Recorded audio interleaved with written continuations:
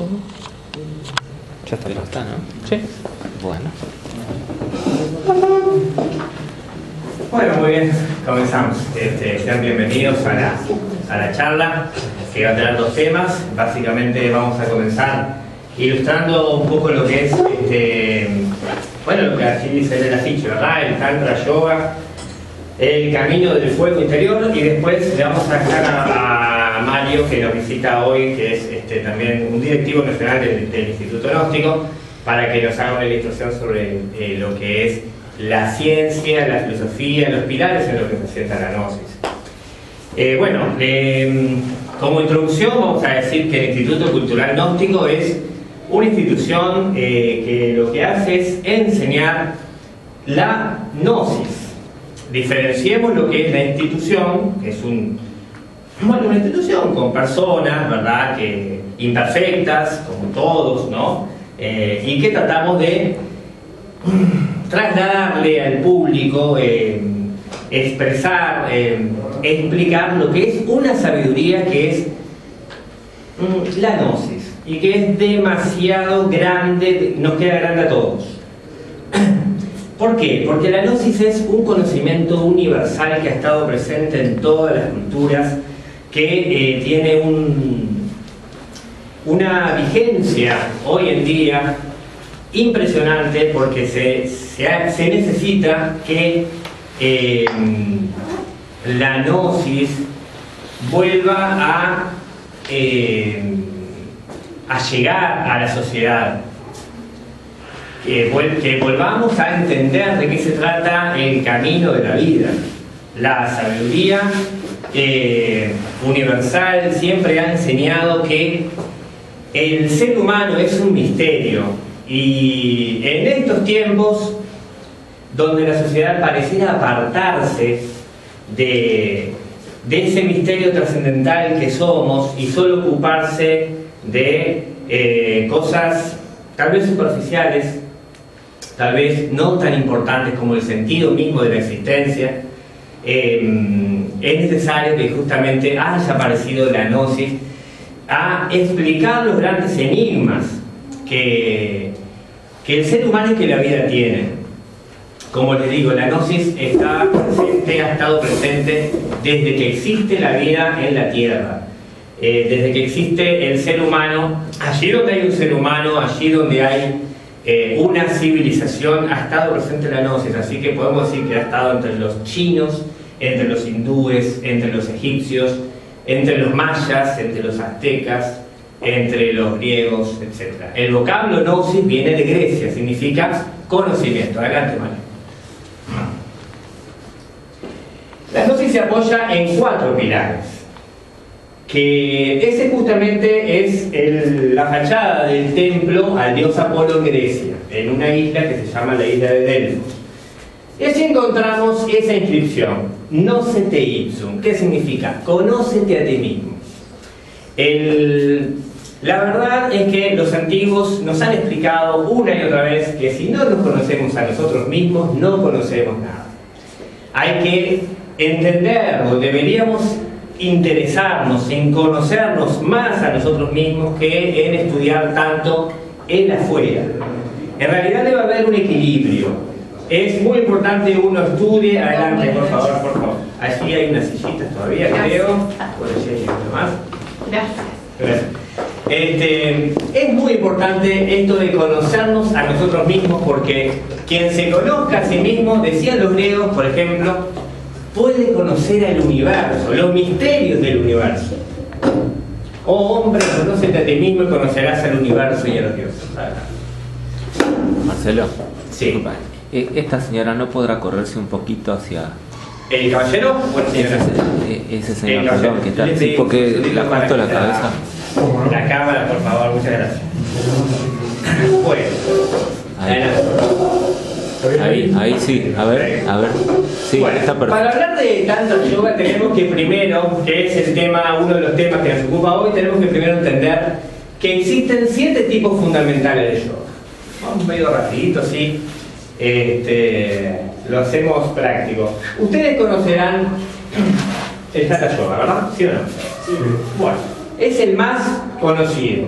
¿De qué trata? Bueno, de la salud del cuerpo físico, de la circulación de la energía vital, que era algo que los occidentales habíamos olvidado, los antiguos hindúes lo conocían a la perfección, la cuestión del chi, de la energía que tiene que circular, que tiene, digamos, sus canales de circulación llamados nadis, y que entonces el Hatha Yoga se ocupa de asanas, posturas que favorecen esa circulación energética y que el cuerpo esté saludable.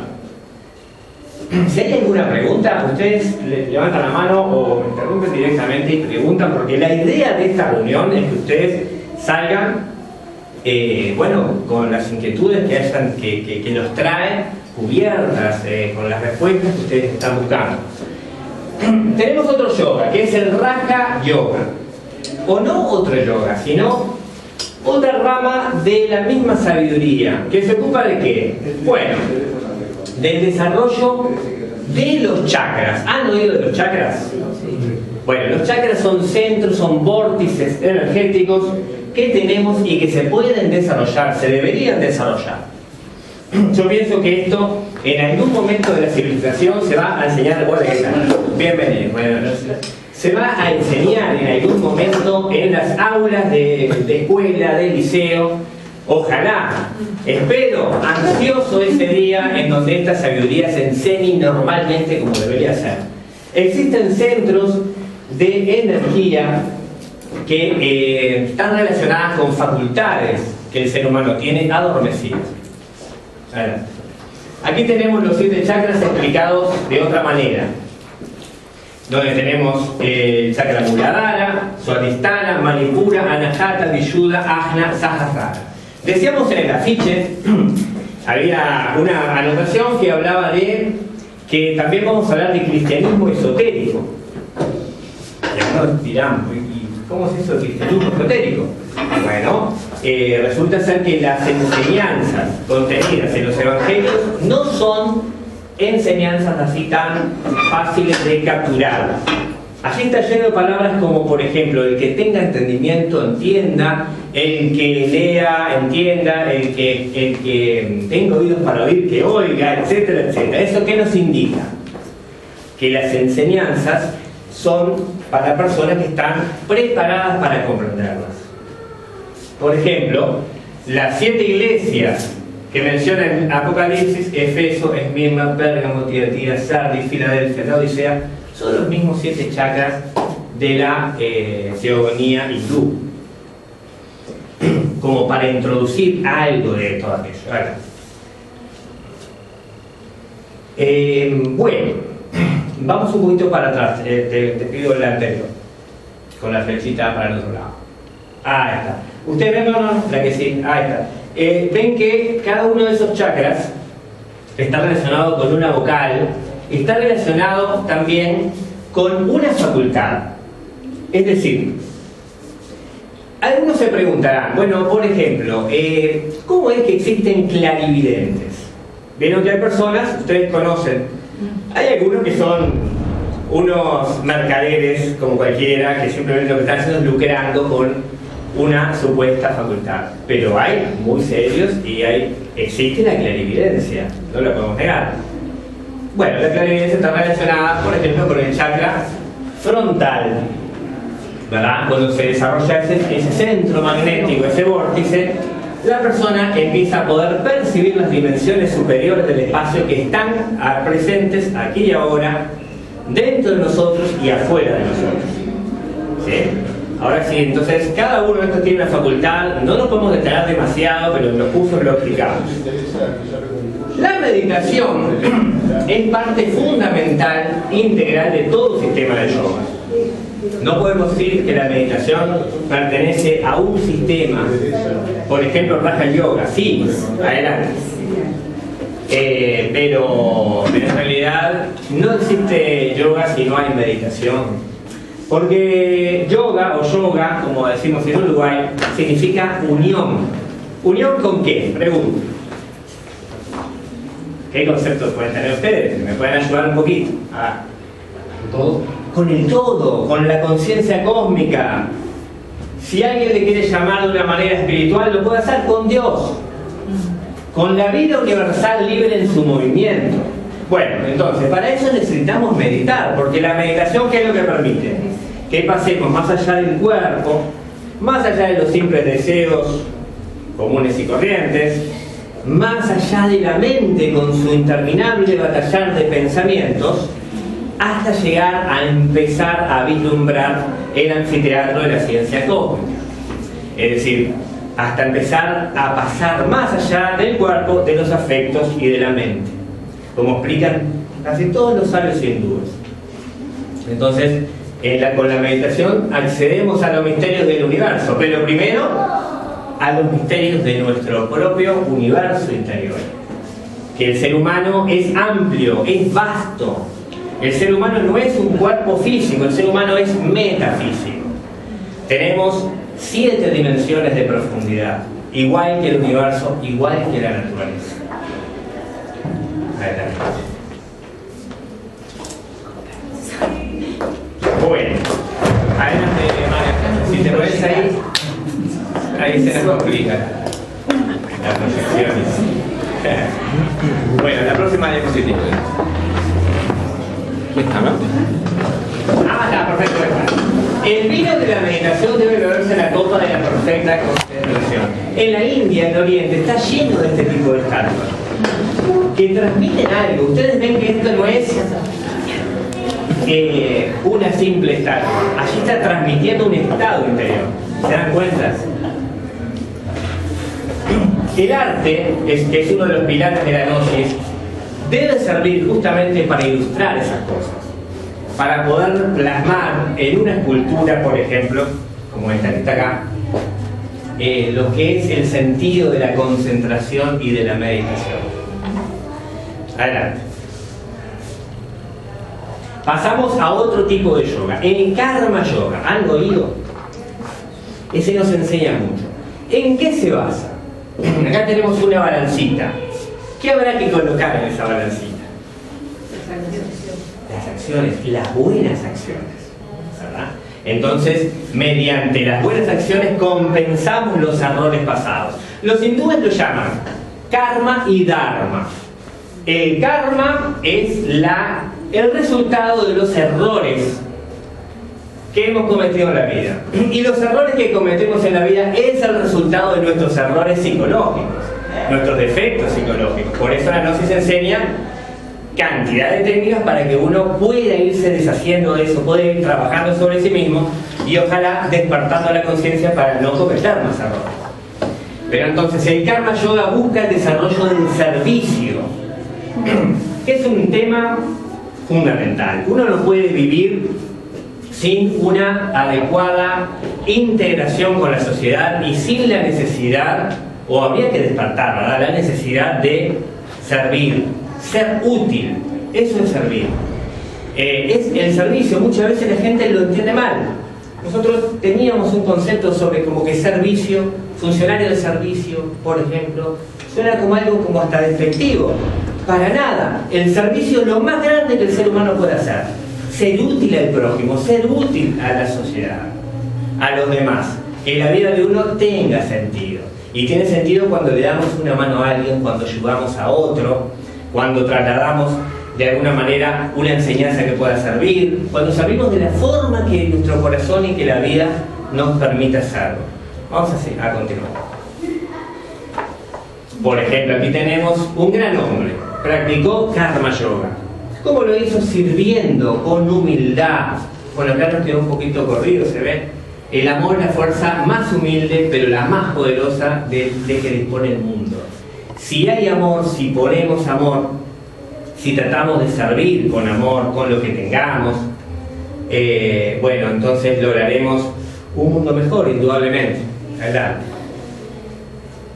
Vamos a poner otro ejemplo de karma yoga. Claro, de repente la divina Madre Teresa de Calcuta, ella quizás no le llamaba karma yoga, ella era cristiana, trataba de servir porque el evangelio cristiano es un evangelio lleno de amor y lleno de servicio, de sacrificio inclusive por los demás.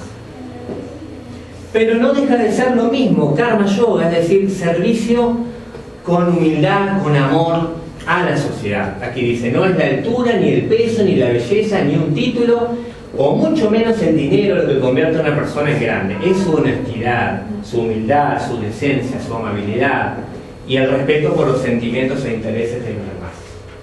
Bueno, otro ejemplo de karma yoga en la historia para que nosotros tengamos referencia. Adelante. Si quieres cambiar el mundo, cámbiate a ti mismo. ¿De qué estamos hablando? De gnosis. Es decir, lo que dijimos de entrada. Hombre, conócete a ti mismo. Si quieres cambiar el mundo, cámbiate a ti mismo. Todos los sabios de todas las latitudes, de todas las corrientes filosóficas, algún día comprendieron esto. Que lo importante es cambiar. Y para cambiar hay que tener herramientas para hacerlo. Es decir, no basta solo con querer. Sí, hay que querer, eso es fundamental. El que no quiere no va a cambiar. El que quiere es porque se ha dado cuenta que el sentido de la vida de uno es la propia vida de uno, la transformación de uno. Y bueno, entonces, si uno vive una vida en donde le interesa conocerse, va a empezar a descubrir sus defectos, va a empezar a descubrirse que tiene que hacer un trabajo interior. Entonces, mediante este trabajo se transforma y cambia. Adelante.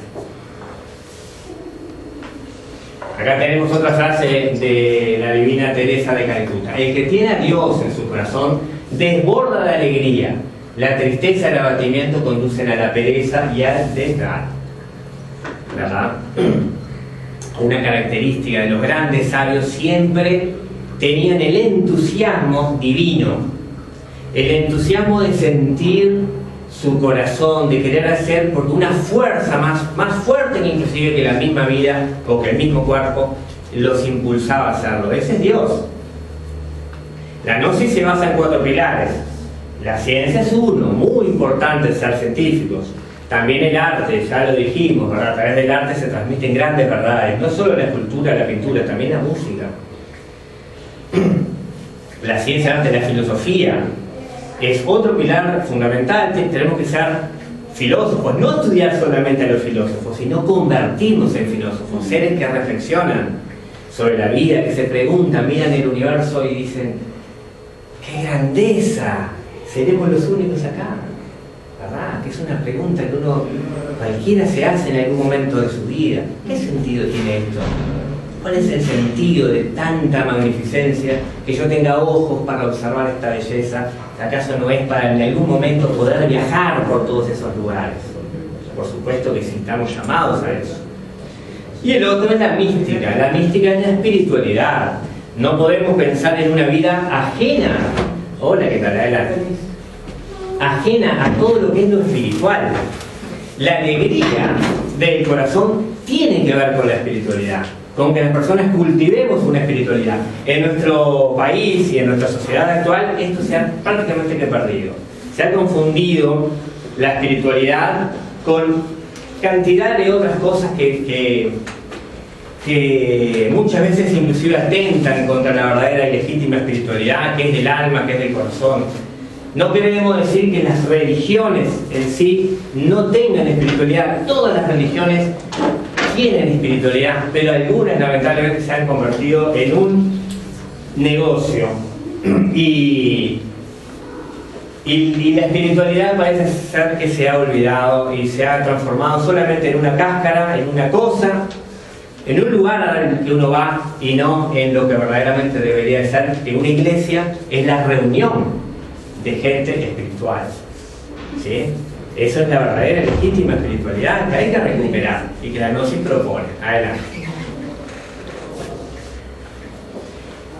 Pero el yoga abarca otros aspectos, por ejemplo el canto y la música. El devoto busca acercarse al estado de mística y adoración interior del ser a través de la música. Ese era el sentido que tenía la música para los hindúes. Acercarse mediante las vibraciones, mediante el sonido, a un estado interior que lo ponga en contacto con su divinidad, con su real ser, con Dios, o con los dioses. prácticamente que sería lo mismo. Entonces, adelante. A esto se lo llamó mantra yoga. Busca elevar nuestro estado a niveles superiores. Bueno, nuestro estado interior a través de sutiles vibraciones y amplios significados contenidos en determinadas frases, sonidos y música. El mantra yoga. ¿Han oído hablar de mantras? Sí. Bueno, son palabras de poder, son frases que tienen un significado. Y también pueden ir acompañados con música, con cantos. Hay algo que se llama kirtan. Los hindúes hacen kirtan. ¿Qué es kirtan? Se reúnen a cantar. Y son canciones que ellos ya tienen, ¿verdad? Y esos cantos son cantos de alabanza, son cantos de donde se destaca digamos, las acciones de los antiguos héroes, ¿verdad?, de aquella cultura. Y resulta que aquellos héroes de aquella cultura lo que nos transmiten es la necesidad de trabajar sobre nosotros mismos. Por ejemplo, en la India hay una gran batalla, la cuentan en el Bhagavad Gita. ¿Alguien ha escuchado del Bhagavad Gita? Bueno, es parte del Bhakti Yoga, que es otra rama del yoga. En esa gran batalla resulta ser que Arjuna tiene que pelear contra una multitud de un ejército. Él forma parte de un ejército y tiene que pelear contra otro ejército. Bueno, muy bien. Cuando se disipa, digamos, el polvo de los caballos y aquello, y se puede ver quiénes son el otro ejército, resulta que son sus propios parientes. ¿Verdad que llamativo? ¿No le resulta llamativo? Qué curioso, ¿cómo puede ser que sean los parientes? ¿Qué? ¿Yo tengo que pelearme contra mi familia, contra mis hermanos, mis tíos? No. ¿Quiénes son los parientes? Los propios yoes que uno tiene, los propios defectos de uno. Es uno mismo contra el que está peleando. ¿Ves? Esa es la batalla de Kurukshetra. Entonces él dice, le pide a Krishna, que es Dios, que es el Cristo, que es Krishna, bueno, le pide ayuda y Krishna dice que no te tiemble el arco porque sí, tienes que vencer a cada uno de ellos. Son nuestros defectos interiores. Es la forma de enseñar que tenían los antiguos. Ilustraban mediante parábolas, enseñaban mediante imágenes, mediante situaciones, y así ilustraban a los discípulos que querían aventurarse por el sendero de la autotransformación y de la realización. Adelante. Acá tenemos un mantra. Pusimos esta imagen porque, bueno, tiene que ver con la geometría sagrada, ¿verdad?, con la vibración. Las vibraciones, ustedes saben que la palabra, la música, son vibraciones y generan cambios en nosotros. Les recomendamos para los que quieran estudiar este tema a Masaru Emoto, un japonés que hizo unas cuantas investigaciones con el agua, hablándole al agua, fotografiándola, cristalizándola, diciéndole palabras, por ejemplo, amor u otras, y veía que los cristales, cómo quedaban los cristales cuando se le hablaba al agua. Es increíble. El agua es receptiva de las vibraciones, y con la música pasa exactamente igual. Bueno, en este caso tenemos este mantra, Om Mani Padme Hum. ¿Qué significa? Oh Padre mío en mí. Entonces, ¿qué se buscará mediante este mantra? La conexión. La conexión. La conexión. Perfecto. ¿Con qué? Con la divinidad, con nuestra divinidad. Con nuestra divinidad interior. Con nuestro Padre que mora en secreto. O como dice el Evangelio cristiano, que está en los cielos. Los cielos es interior. El cielo está dentro. También están los infiernos. Ojo, una persona cuando se enoja, ¿a dónde va? Termina golpeando y pegando y haciendo de todo porque está en sus propios infiernos. Entonces nosotros tenemos que entender, empezar a entender estas cosas. Oh Padre mío en mí. Si uno se sumerge en meditación, simplemente sentado, esto es para hacerlo, son cosas prácticas, lindas, que hacemos en la gnosis. Uno se puede sentar en un sillón, en su casa, tranquilo. No es necesario sentarse en posición de loto ni con formas raras. Sentado tranquilo. Y empieza a mantralizar esto. Oh Padre mío en mí. Puede ser en sánscrito, como está escrito, o puede ser en español. Porque si nosotros estamos acá, ellos lo escribían así porque estaban allá. Nosotros estamos acá, podemos decirlo en español. Oh Padre mío en mí. Buscando sentir la presencia del Padre en uno. Y lo repite, y lo repite. y busca contagiarse de esa emoción superior. Llega un momento que se integra, llega un momento que siente, llega un momento que el corazón se empieza a abrir y la conciencia se empieza a despertar. Entonces empezamos a sentir esa presencia divina del ser. Ese es el pilar de la mística que enseña la Gnosis. Adelante. Bueno, el Bhakti Yoga. Bueno, es uno de los yogas más practicados en la India, que tiene que ver con la suprema adoración de lo divino. Ellos cantan, se reúnen, cantan, bailan inclusive, y todo aquello que no se ve, pero que existe, que es Dios. Ese es el Bhakti Yoga. Adelante, hermano. El Jnana Yoga es el sendero del conocimiento superior. Ustedes deben saber que hay un conocimiento común y corriente, el conocimiento que se estudia. Queremos saber carpintería, bueno, aprendemos cómo se trabaja la madera. Queremos saber física, ya tenemos que estudiar un poco más, el átomo, etcétera, etcétera, etcétera. Pero hay un conocimiento superior, que es el que tenemos que acceder, que es el conocimiento justamente de los grandes misterios del universo, de la vida. El conocimiento de los misterios de la vida, el conocimiento de los misterios de la energía de uno mismo, de cómo crear vida en nosotros, de cómo transformarnos a través de la utilización sabia de nuestras propias energías. Eso es Jnana Yoga. Adelante. La autorrealización íntima del ser es el desarrollo pleno y armonioso de todas nuestras potencialidades latentes. La meta principal, decía Gautama, es la autorrealización íntima del ser. ¿Ven? No debe descuidarse por metas secundarias, y el mejor servicio que puede hacerse a los demás es la liberación de uno mismo. ¿Ven que todos nos hablan de lo mismo? Los grandes sabios que han venido a la humanidad nos han enseñado este camino, el camino de la autorrealización, que es el desarrollo de todas las potencialidades que tenemos latentes. Qué lindo dedicar la vida a desarrollar eso en nosotros mismos. Lo podemos hacer. Hoy en día están las herramientas, están los conocimientos, está todo lo que necesitamos para uno hacerlo y lograr ir desarrollando y que se vaya sintiendo, que no sea un conocimiento solamente para almacenar acá, sea un conocimiento práctico, vivencial, para uno ir despertando la conciencia. Estamos en este mundo, decía Gautama, para convivir en armonía. Quienes lo saben no luchan entre sí.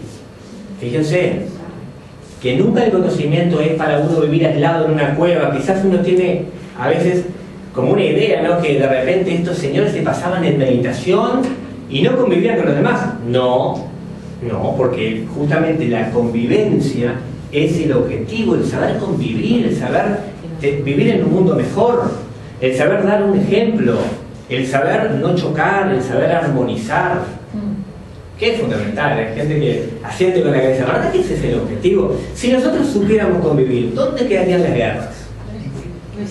No existirían. Si el hombre despierta, trabaja sobre sí mismo, se transforma y aprende esto, que es la convivencia, el respeto mutuo, el diálogo sincero, la honestidad, ¿verdad?, el servicio, qué lindo sería. Adelante. Bueno, acá tenemos otra rama que es el Kundalini Yoga. ¿Ven? Dentro de lo que es la sabiduría hindú, tenemos nuevamente los chakras, los nadis por donde circulan las distintas energías. Distinguimos tres fundamentales: una que sale de Ida y asciende por Ida, que es este nadi; el otro es Pingala y asciende por acá; y una tercera fuerza que asciende directamente por la columna. Esa fuerza se le llama Kundalini. Nosotros en la Gnosis tenemos prácticas para que uno pueda experimentar este tema y desarrollar justamente el Kundalini Yoga. Adelante. Acá tenemos un ejemplo. Algunos dicen que Kundalini es la serpiente, la Divina Madre, y la serpiente mágica o la serpiente ígnea de nuestros mágicos poderes. ¿Por qué le llaman serpiente? Bueno, simplemente porque la columna tiene esa forma. Al tener esa forma y al ser una energía que nosotros tenemos ubicada en los chakras inferiores, en el chakra Muladhara, esta energía, mediante prácticas, podremos hacer que empiece a ascender. De eso, en realidad, se trata el camino del fuego interior. El camino del desarrollo de ese fuego en nuestra propia columna. Cuando esa serpiente, que no es una serpiente, es una energía, que todos tenemos en nuestro interior, empieza a ascender, entonces empieza a despertar cada una de las facultades contenidas en los chakras. Intuición, telepatía, clarividencia, comprensión, armonías, etcétera, etcétera. Adelante. Tantra Yoga, llegamos al tema. Tantra Yoga es también conocido como el yoga del amor. Nosotros teníamos, hasta conocer el Tantra Yoga, quizás muchos de ustedes hayan venido por eso, porque les llama la atención que exista algo que sea el yoga del amor. ¿Verdad que es muy interesante? Porque así como teníamos el concepto, la estructura de que el yogi era una seta que estaba en una cueva meditando, y no, ahora sabemos que convive, que aprende, que deja enseñanzas, que de eso se trata. También se trata de aprender a convivir en el matrimonio, en la pareja.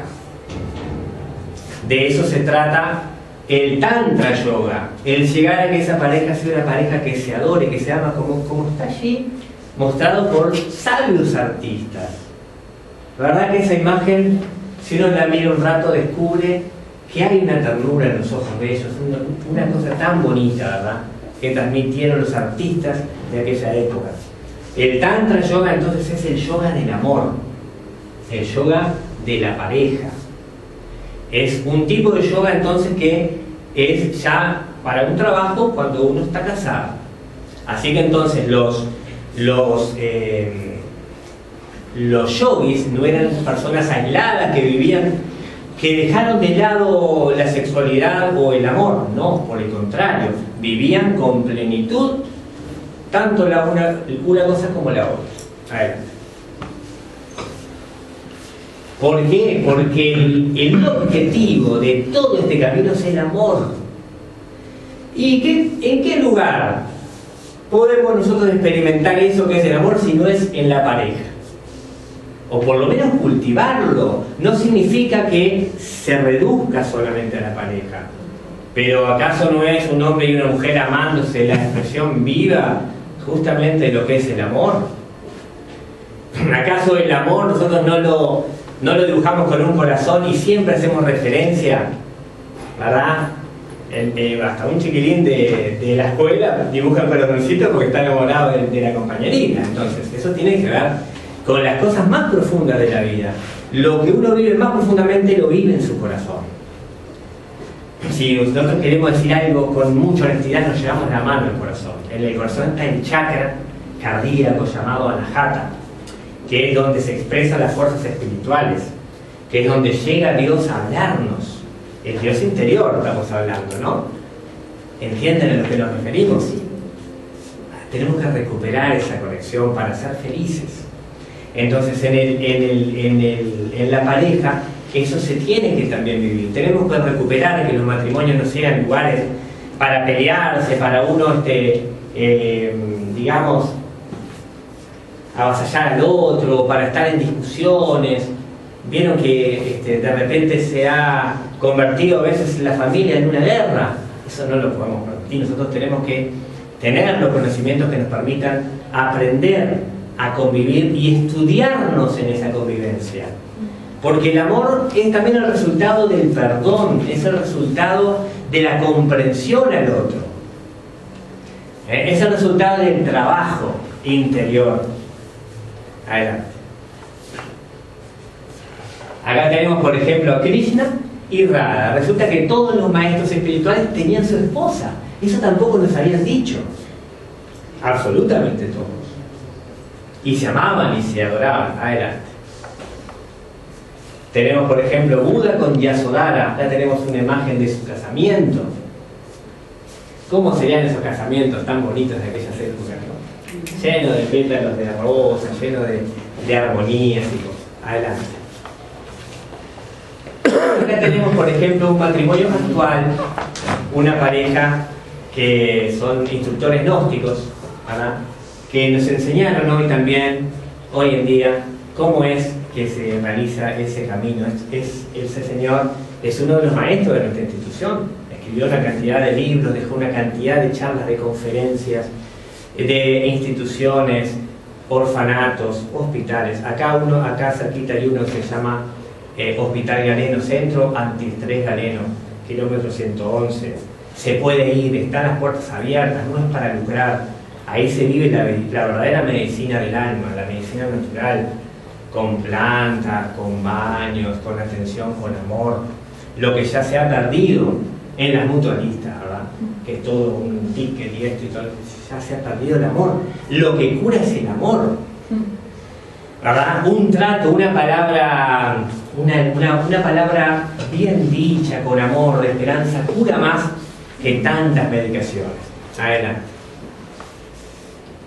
Bueno, entonces para cerrar esta primera parte, simplemente la reflexión que cuando conjugamos los 7 yogas, cuando conjugamos los 4 pilares, cada uno con su naturaleza y con su forma de vivirlo, con libertad, vamos accediendo a esa sabiduría que se llama gnosis, que no es de este tiempo ni del pasado, sino que es eterna y que lo que busca es el desarrollo de nosotros, el desarrollo del ser humano, el despertar de la conciencia y el acceso a las grandes realidades de los mundos superiores y las maravillas del universo. Si hay alguna pregunta antes de que pase mi compañero Mario a hacer su exposición, con mucho gusto la respondemos.